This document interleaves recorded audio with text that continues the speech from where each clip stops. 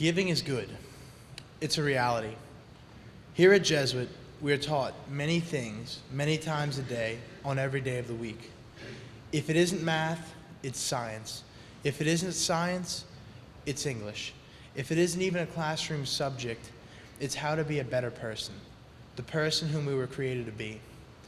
I would say that foremost among these things, far more important than any theorem or law, algorithm or article, is the idea of being a man for others.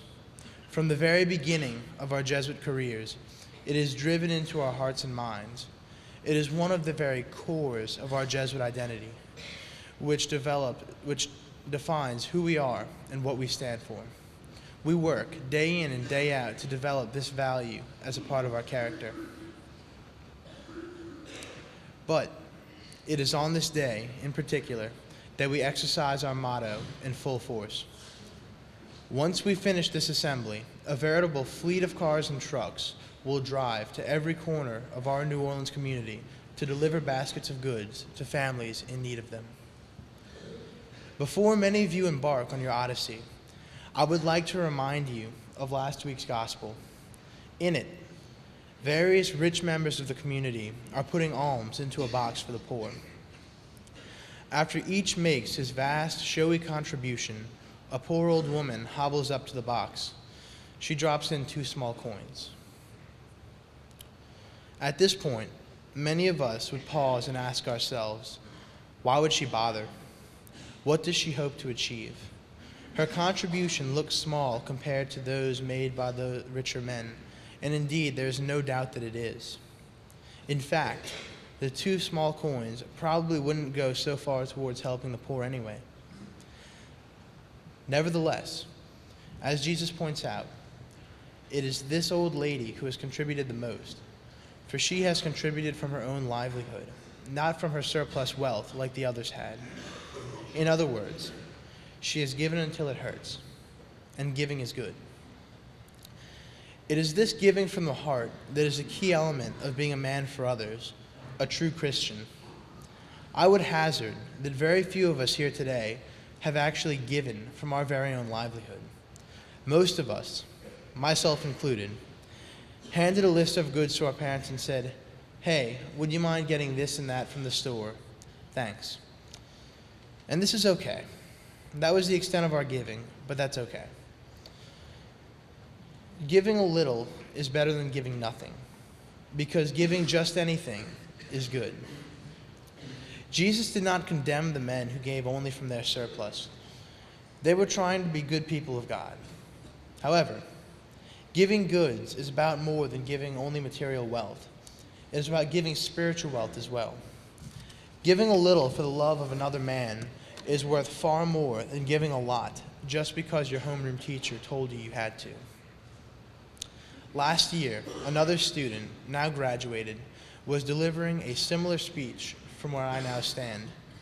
In doing so, he told us a rather sad story. When he was a sophomore, his trip started out well.